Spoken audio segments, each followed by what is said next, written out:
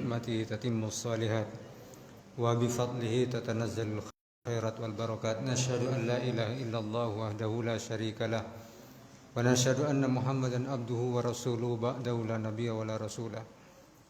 Puji syukur kita panjatkan kehadirat Allah Subhanahu wa taala yang memberikan kita nikmat iman serta hidayah sehingga kita bisa menjalankan satu kebutuhan kita, yaitu salat maghrib secara berjamaah.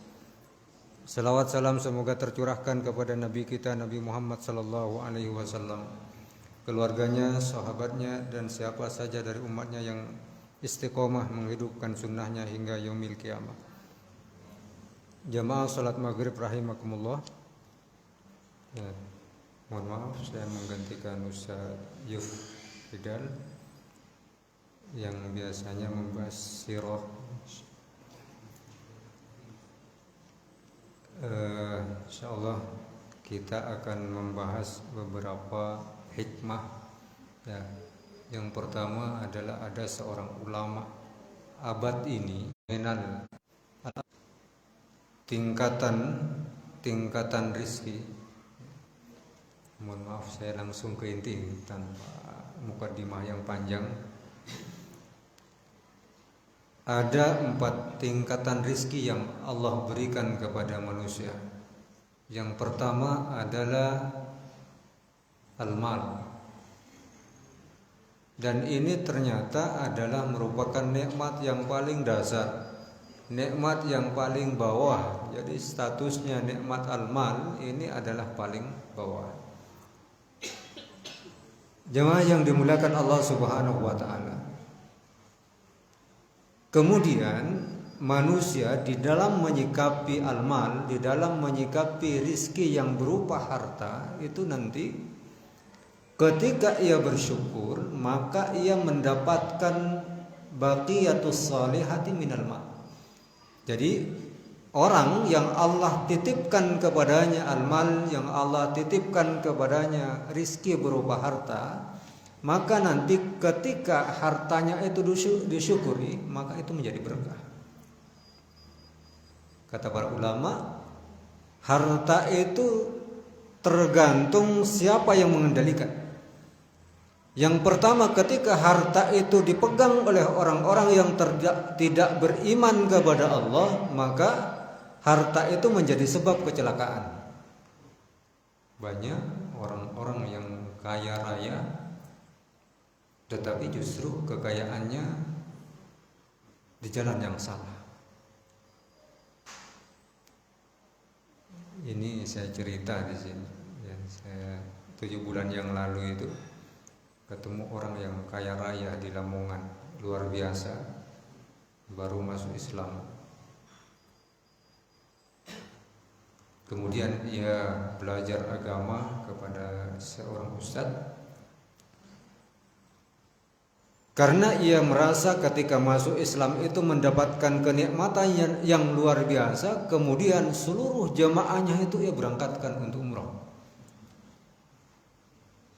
Ada yang paling menarik yang itu barangkali di Ponorogo belum dilakukan oleh orang yang kaya hari ini di Ponorogo.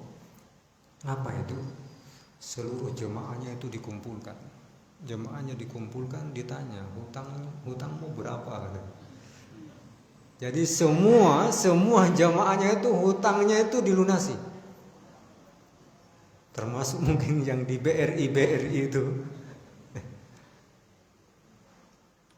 Nah, jamaah yang dimuliakan Allah Subhanahu wa taala. Dan ternyata guru ngajinya itu ia cerita. Ternyata guru ngajinya itu dibikinkan rumah. Kemudian karena awalnya guru ngajinya itu tinggal di rumah yang tidak layak, dibikinkan rumah. Nah kemudian ya berangkatkan umroh bersama keluarga dan anaknya. Dan ketiga anaknya yang masih kecil, SMP, SD ke bawah itu sudah didaftarkan haji sama si bapak ini. Jadi betul, ketika harta itu dipegang oleh orang-orang yang soleh, oleh orang-orang yang beriman kepada Allah, maka akan besar manfaatnya. Begitu sebaliknya, kalau harta itu di tangan orang-orang yang jauh dari keimanan kepada Allah, itu justru menjadikan dirinya celaka. Sudah banyak kasus anak SMP yang mabuk-mabukan. Itu kenapa? Itu berawal dari fasilitas yang berlebihan oleh orang tua yang tidak mampu mengendalikannya. Maka jemaah yang dimuliakan Allah Subhanahu wa taala, sesungguhnya terkait syukur itu Syekh Mutawalli As-Sa'rawi menjelaskan bahwa jadi bukan seberapa tingkat atau ingat kita kepada apa yang kita berikan, apa yang kita habiskan dari harta kita, tetapi apa yang tersisa. Kalau sudah kita berikan, sudah selesai, itu urusan kita dengan Allah. Tetapi apa yang tersisa, baik itu yang sedikit maupun yang banyak. Jadi bagaimana harta kita hari ini mulai kita hitung,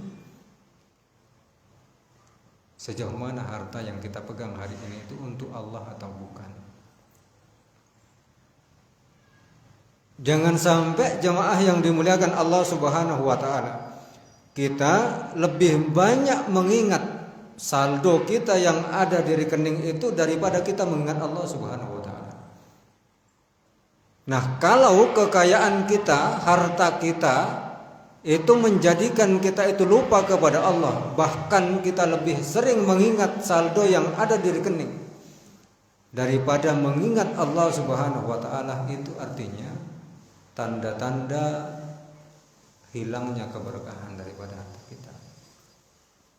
Di antara tanda harta yang barokah itu adalah selalu bertambah. Bertambah bukan jumlahnya, tetapi barokahnya, bertambah kebaikannya.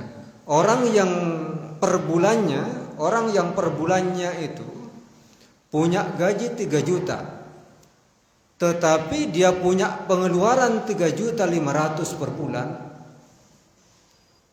itu bisa jadi karena tidak ada keberkahan. Tetapi orang yang gajinya 2 juta, kebutuhannya per bulan itu 1.500.000, bisa jadi itu menjadi sebab keberkahan. Artinya dicukupkan oleh Allah Subhanahu wa taala. Karena jemaah yang dimuliakan Allah Subhanahu wa taala, di antara tanda harta berkah itu Allah lahirkan dalam diri seseorang itu adalah al-qanaah, merasa cukup.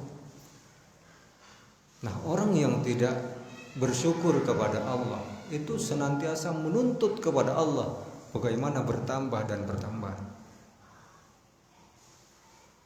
Jadi orang-orang yang pinjam uang rakyat itu ya, kalau bisa dibilang bahasa halusnya koruptor ya. Jadi itu saya kira itu karena tidak ada qanaah dalam dirinya. Gajinya tidak ada yang 100 juta itu belum tunjangannya, tetapi itu merasa kurang. Akhirnya tambang-tambang pun itu di korupsi. Itu kenapa? Karena tidak ada qanaah, merasa cukup dalam dirinya, dan itulah tanda tidak barokahnya harta. Jadi rezeki yang pertama yang Allah berikan kepada kita adalah rezeki yang paling rendah, yaitu harta. Nah, kemudian yang kedua menurut Syekh Mutawalli Asy-Sa'rawi adalah al-afiyah. Al-afiyah itu adalah sama dengan, kalau al-afiyah itu lebih ke rohani, kemudian as-sihah itu adalah badan jasmani, jadi kesehatan. Sama, kalau orang itu disehatkan oleh Allah, kemudian ia bersyukur kepada Allah, maka di antara tandanya sehatnya itu selalu tergerak hatinya untuk melaksanakan ketaatan kepada Allah Subhanahu wa taala. Banyak orang yang sakit, berada di rumah sakit, tetapi yang diingat adalah Allah. Itu adalah sehat yang barokah. Tetapi banyak orang juga yang fisiknya sehat, tetapi tidak ingat kepada Allah. Justru habis kesehatannya itu, terkuras tenaganya itu untuk jauh dari Allah Subhanahu wa taala. Itulah tanda kesehatan yang tidak berubah. Maka orang yang bersyukur kepada Allah dengan nikmat as-sehat, dengan nikmat kesehatan, maka selalu berpikir bagaimana kesehatan yang Allah titipkan kepadanya itu untuk digunakan untuk kepentingan Allah. Menghadiri majelis, dari satu majelis ke majelis, capek memang Pak. Jadi motoran, apalagi yang majelis-majelis subuh itu, hadir dari majelis ini ke sana, terus keliling menghadiri majelis-majelis itu capek memang.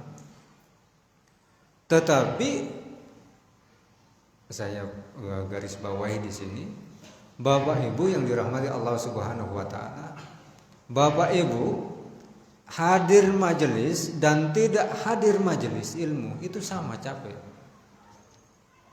Bapak Ibu sholat di rumah, sholat di masjid itu sama capeknya, lelahnya itu sama. Bapak Ibu baca Quran dan tidak baca Quran itu sama lelahnya.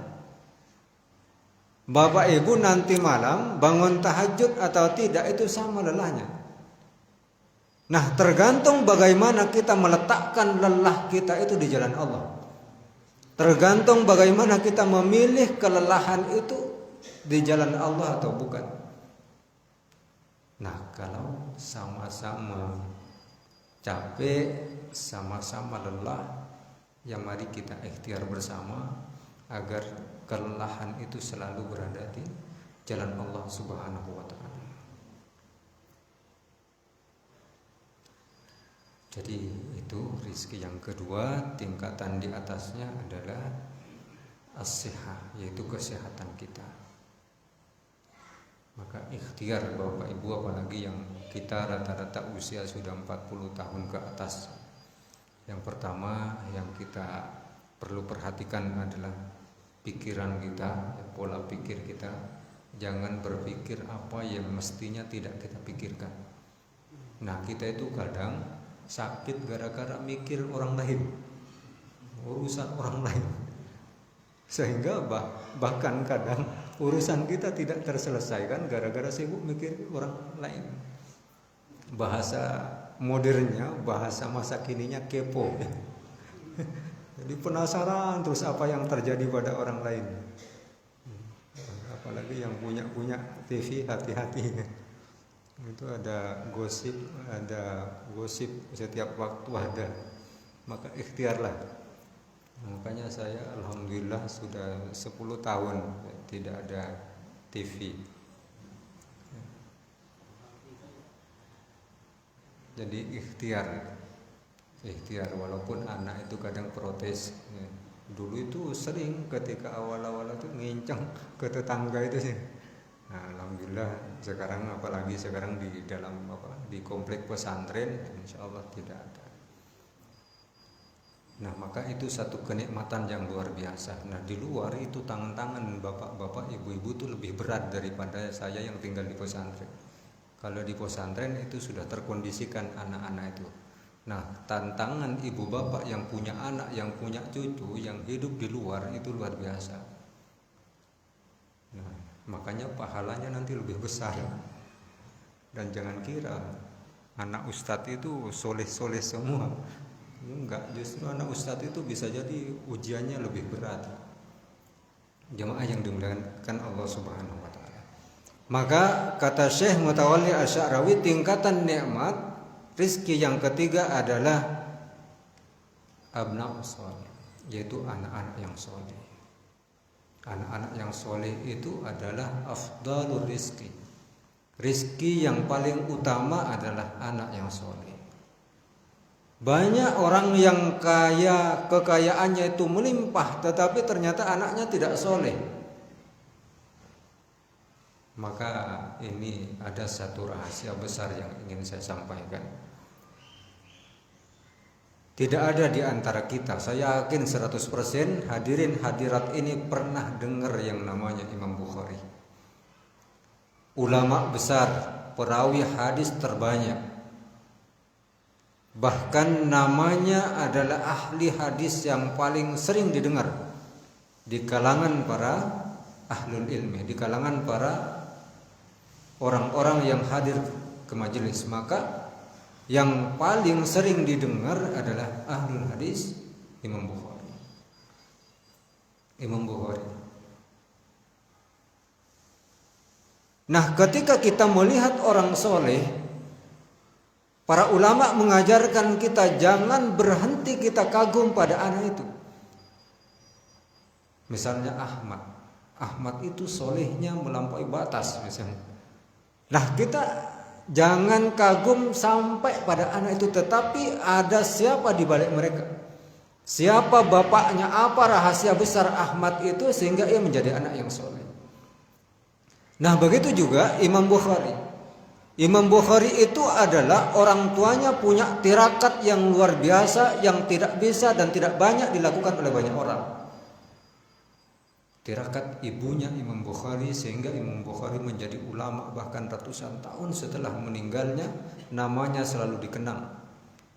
Sampai hari ini namanya selalu disebut. Apa rahasianya?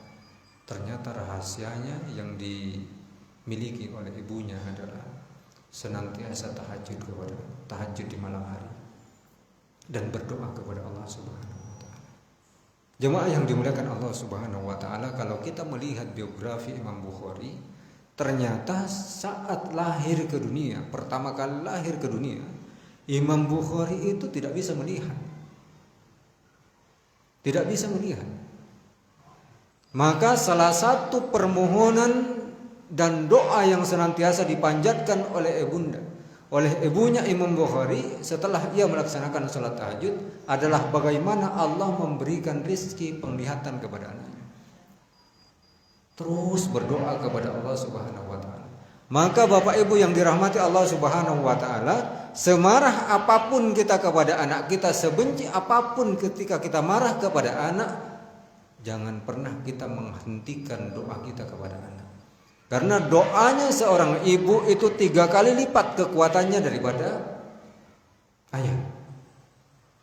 Boleh ibu-ibu marah kepada bapaknya, tapi jangan pernah menghentikan doanya kepada anaknya. Apapun itu keadaan anak kita. Ada yang tidak boleh menyebut anak itu anak nakal, walaupun bahasanya ya sudah itu, dia udah adik bagaimanapun tetap nakal. Tetapi apapun bahasanya, senakal apapun, sebandel apapun anak kita, jangan pernah memutus doa kita kepada anak kita. Jadi tirakatnya ibunda Imam Bukhari adalah tahajud itu. Tahajud, meminta kepada Allah Subhanahu wa taala. Akhirnya hadir dalam mimpinya bahwa penglihatannya Imam Bukhari telah kembali.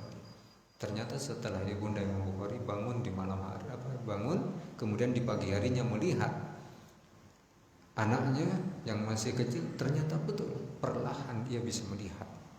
Perlahan dia bisa melihat. Karena keajaiban doa ibunya. Maka ketika anak kita bermasalah, tidak bisa berbicara, tidak bisa mendengar, jangan ke ahli ruqyah dulu. Saya pernah di Madiun itu ada orang yang minta ruqyah kepada saya. Nah, saya tidak melakukan, saya hanya minta kepada ibunya doakan. Doa ibu itu lebih mustajab daripada ustadz kepada anaknya. Dilakukan selama 3 pekan dan alhamdulillah anak itu bisa bicara. Di usia 7 tahun tidak keluar suara sama sekali. Saya hanya membantu menerapi di bagian belakangnya agar lidahnya agak keluar sedikit, diterapi, saya pijit di sini untuk bagian doa tetap ibunya. Dan akhirnya anak itu 3 pekan diterapi dan didoakan oleh ibunya. Ibunya yang biasanya telat sholat dikencengi sholatnya, yang biasanya malas berdoa ditingkatkan doanya, dan akhirnya anak itu bisa bicara. Dan sekarang menjadi mahasiswa di Universitas Unair itu ya, Surabaya. Ya. Itu tidak bisa bicara awalnya. Tapi keajaiban doa ibu, maka ibu-ibu yang dirahmati Allah, semarah apapun kepada anak dan cucu kita, jangan pernah berhenti mendoakan mereka. Jadi itu tirakat ibunya. Nah kemudian tirakat bapaknya Imam Bukhari, sehingga Imam Bukhari menjadi ulama besar. Tirakat bapaknya adalah dia mewariskan kepada anaknya satu kitab, mewariskan kitab-kitab kepada anaknya, kemudian mewariskan dinar, mewariskan harta. Tetapi yang menarik di akhir kalimat yang diungkapkan oleh bapaknya Imam Bukhari, saya pastikan kitab ini, saya pastikan dinar ini semuanya dari yang halal. Jadi kesimpulannya, tirakat bapaknya adalah tidak pernah memberikan makanan atau apa yang dipakai, apa yang dikonsumsi oleh Imam Bukhari adalah dari hal-hal yang diharamkan oleh Allah Subhanahu wa taala.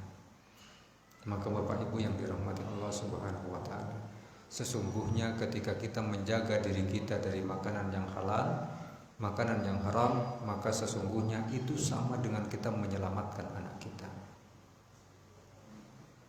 Para ulama menjelaskan bahwa tidak ada pengaruh yang paling kuat yang menyebabkan kerusakan anak itu melebihi daripada makanan yang haram.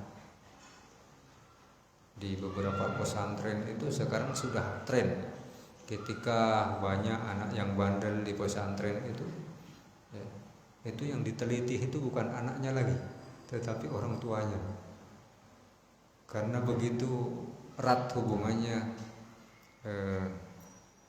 antara makanan yang halal dan yang haram itu kepada anak. Jemaah yang dimuliakan Allah Subhanahu wa taala. Jadi rizki yang afdal, yang paling utama itu adalah anak soleh. Jadi walaupun kita ada tunggakan bulanan, ya, tapi ketika melihat anak kita sujud kepada Allah, itu sudah luar biasa. Melihat anak kita mau datang ke masjid walaupun telat-telat dikit, tetapi itu sudah anugerah dari Allah Subhanahu wa taala. Bapak Ibu, makanya yang barangkali ini mau tahu ajaran baru, ada anaknya yang mau masuk pesantren, ada yang cucunya yang mau masuk pesantren, maka serahkan dia kepada Allah Subhanahu wa taala, pasrahkan, ikhlaskan, insyaallah. Hanya hari ini yang menjadi masalah itu adalah kadang anak itu ketika di pesantren itu ibadahnya kencangnya luar biasa. Ini problematika hari ini masalah kita hari ini. Tetapi ketika sudah pulang dari pesantren itu kembali lagi ke habitatnya yang dulu. Nah, yang menjadi masalah adalah orang tua itu kadang tidak sabaran. Ustadz, anak saya di pondok 3 bulan kok tidak ada hasilnya. Nah itu kita itu kadang keburu-buru. Padahal orang tua itu merusak karakter anak itu selama belasan tahun, tetapi nuntut pesantren 3 bulan harus beres. Nah itulah mendidik anak itu tidak boleh instan. Tidak boleh instan mendidik anak. Tidak boleh dadakan. Mendidik anak itu butuh tahapan. Maka ikhlaskan anak kita, cucu kita yang mau masuk pesantren hari ini. Satu-satunya tempat yang masih dipercaya untuk mendidik anak kita dengan baik adalah pesantren. Sebandel-bandelnya anak itu kalau di pesantren itu sholatnya itu enggak tertata. Pertanyaannya, Ustadz, kenapa anak saya di pesantren kok soleh, di rumah kok salah gitu? Ada 2. Yang pertama, bisa jadi anak itu kesadarannya belum tumbuh terhadap pentingnya ibadah. Selama di pesantren tidak ditanamkan bagaimana beribadah itu, oh ini kebutuhan. Maka orang tua harus paham betul, termasuk pengurus pesantren, jangan mengedepankan peraturan. Karena di pesantren itu Bapak Ibu yang dirahmati Allah, semakin banyak peraturan, santri itu semakin sulit diatur. Maka lakukan pendekatan. Nah, kalau di sini ada guru, ada ustadz di sini, lakukan pendekatan. Tidak ada cara yang paling efektif daripada pendekatan. Dan itu saya sudah meneliti dan sering melakukan itu. Ketika banyak ustadz yang sudah angkat tangan, bahkan ada santri yang sudah, oh ini kayaknya sudah bagus diberikan surat jalan, ini dikembalikan ke orang tuanya. Akhirnya saya minta izin, saya bisa nggak saya 1 pekan mendampingi anak ini. Jadi anak itu sebenarnya hanya butuh dihargai. Anak itu kadang tidak butuh solusi, tetapi butuh didengarkan ceritanya. Kadang mendengarkan, masalahnya kadang sebagai orang tua, sebagai guru itu sering pengennya itu kan didengarkan sama anak, tetapi kadang tidak sabar mendengarkan curhatan anak. Orang tua itu pengennya anak itu taat, dan taat terus. Itu keinginan orang tua, begitu juga guru. Nah, kita tidak mau mendengarkan anak itu. Padahal kadang masalahnya itu selesai ketika dia didengarkan. Dulu ada cerita santri yang, wah itu ustadz sudah garuk-garuk itu. Nah, akhirnya santri itu, nah kebetulan pas tanggal muda saat itu, ya habis kajian, ya anak itu tak ajak makan di luar. Saya tanya apa kesukaannya. Nah bilang sate Ustaz. Wah ini berat juga ini kalau satenya Bu Yuli apalagi. Tapi ya itu sate enak itu di Ponorogo. Ya akhirnya tak ajak di selatan alun-alun itu ada sate di situ. Tak ajak makan di situ. Nah habis itu tak ajak mampir ke Masjid Agung. Saya dengarkan di situ ya ceritalah. Hampir 3 bulan dia tidak setoran hafalannya, tidak setoran. Ruginya luar biasa itu, hampir 3 bulan cerita. Dan ternyata masalahnya ruwet. Anak ini hebat sekali, ini masalah mestinya dipikirkan oleh bapak ibunya ini, tapi kok anak ini yang mikir. Nah akhirnya saya sampaikan, anak ini saya izinkan pulang dulu sekian hari untuk menyelesaikan masalahnya. Bapaknya saya ajak ngobrol juga, Pak ini masalahnya. Nah saya cerita, dan ternyata selama 3 hari anak itu di rumah masalahnya sudah selesai. Setelah datang ke pondok itu sudah fresh Pak, sudah fresh. Masya Allah luar biasa ternyata. Kadang anak itu kita kan kalau di pondok ya itu pengennya peraturan terus, apalagi kadang kita modelnya itu ngegas terus ya. Nah itu satu saat kalau ada guru-guru di sini satu saat, jadi banyak cara mengingatkan santri tanpa harus ngegas. Nah kita kan ngegas dulu, apalagi kalau di pesantren itu seringkali menghukum dulu baru ditanya masalahnya. Kenapa kamu telat ke masjid? Itu setelah dihukum. Nah mestinya ditanya dulu kenapa telat ke masjid. Oh di kamar mandi Ustaz. Nah, di kamar mandi perut sakit. Nah itu kan udah ketemu masalahnya itu. Jadi jangan sampai anak dihukum dulu baru ditanya sebabnya. Nah, mana tadi kok sampai situ? Ya, jadi itu masalah mendidik anak di pesantren. Kita itu kadang orang tua itu terlalu keburu-buru berharap kesolehan anak, tidak sabar terhadap prosesnya. Maka cara paling efektif ketika mendidik anak itu kita usianya 40, kemudian anak kita usia 15 tahun. Kita usia 40 ini hadir dulu ketika kita dulu usia 15 tahun itu ngapain. Kita itu di usia 15 tahun itu sudah soleh apa belum. Nah hadir dulu ke sana sehingga kita bisa merasakan apa yang mereka rasakan. Jangan sampai anak usia 15 tahun dituntut dewasa sebagaimana orang yang usia 50 tahun. Usia 50 tahun itu sudah jangka panjang, sudah urusan akhirat itu. Nah sementara anak di usia 15 tahun itu dia masih mencari jati diri, bagaimana dia menikmati kehidupan dunia. Nah tetapi kembali lagi bagaimanapun anak itu harus soleh. Maka keberhasilan sesungguhnya adalah apabila kita mampu melahirkan anak kita menjadi anak yang soleh. Anak soleh itu tidak harus jadi ustadz, tidak harus jadi kiai. Apapun profesinya, tetapi mereka dekat kepada Allah, maka itulah sesungguhnya kesolehan. Itulah sesungguhnya kesolehan. Maka jangan berhenti kita mendoakan anak kita, walaupun anak kita hari ini sudah dewasa, sudah berkeluarga, tetapi jangan pernah berhenti mendoakan mereka. Kadang mereka itu lupa mendoakan dirinya, maka ditambal kelupaan mereka itu, kealpaan mereka itu mendoakan dirinya dengan doa-doa kita sebagai orang tua. Nah, kemudian puncak rizki yang paling tinggi kata Syekh Mutawalli Asy-Sya'rawi, yang keempat yaitu adalah ridha Allah. Jadi ridhonya Allah. Jadi apapun rizki yang kita pegang hari ini, kalau Allah tidak ridho, maka semuanya menjadi tidak ada nilainya di hadapan Allah. Di antara tanda ridho Allah terhadap rizki, kalau rizki itu berupa harta, harta itu diletakkan di jalan Allah. Kalau rizki itu adalah berupa kesehatan, kesehatan itu digunakan untuk ibadah kepada Allah. Kalau rizki itu berupa anak, maka anak itu adalah menjadi anak yang soleh. Itu diantara tanda ridha Allah Subhanahu wa ta'ala. Jemaah yang dimuliakan Allah Subhanahu wa ta'ala. Kemudian yang terakhir adalah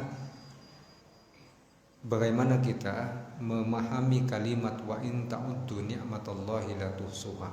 Karena bagaimanapun setiap rizki yang Allah berikan itu harus kita syukuri. Maka tugas kita wa in ta'uddu, jika kita mencoba untuk menghitung nikmat Allah itu kan la tuhsuha, sekali-kali tidak akan pernah mampu. Maka sesungguhnya mulai bagaimana caranya kita bersyukur kepada Allah, para ulama menjelaskan. Yang pertama, jangan jauh-jauh, jangan lihat kemana-mana dulu. Lihatlah sekujur tubuh kita. Lihatlah sekujur tubuh kita, mulai dari jari-jari kita. Kalau jari-jari kita yang kaki misalnya 5, alhamdulillah utuh. Atau barangkali ada yang cacat tinggal 4, alhamdulillah masih 4.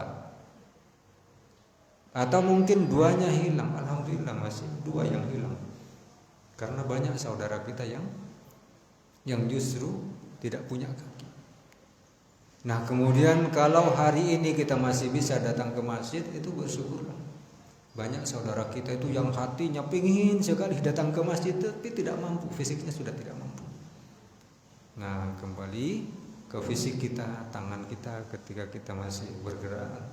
Maka seorang syekh mengatakan bahwa bangunlah di pagi hari, kemudian angkat kedua tangan. Kalau tangan ini masih terangkat, itu artinya Allah masih memberikan kesempatan untuk berdoa. Itulah cara mensyukuri rizki yang paling sederhana. Jadi jangan melihat bangunan-bangunan yang megah-megah itu dulu. Mulai dari diri kita. Belum lagi ke atas, mata kita alhamdulillah masih mampu melihat dengan normal. Ya, walaupun mungkin sudah ada minnya sedikit ya, plus-plusnya sedikit ya. Saya ini min sebenarnya, minnya sudah 2.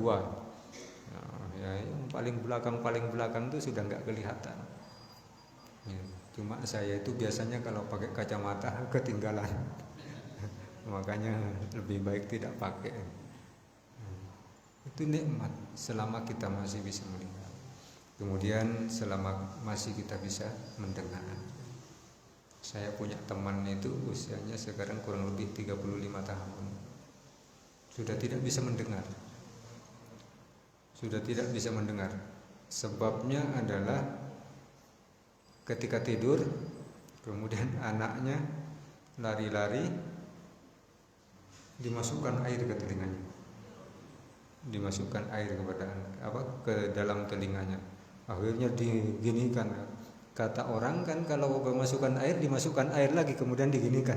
Ternyata air yang dimasukkan beliau itu tidak keluar lagi. Dan tidak. Kemudian 3 tahun ya, hanya 1 yang dengar. 3 tahun kemudian dua-duanya tidak dengar. Nah, kita yang hari ini diberikan nikmat oleh Allah berupa pendengaran, maka mari kita gunakan untuk menyimak ilmu-ilmu Allah Subhanahu wa ta'ala. Ilmu-ilmu Allah, Quran. Jangan sampai Quran yang ada di rumah kita sampai berdebu tidak pernah kita pegang. Buku-buku barangkali yang dulu pernah kita beli terutama Quran. Kita buat di rumah itu, kalau kita punya anak, punya cucu, bikin kesepakatan di rumah itu. Jam habis subuh itu kita mau ngapain, itu bikin kesepakatan bersama.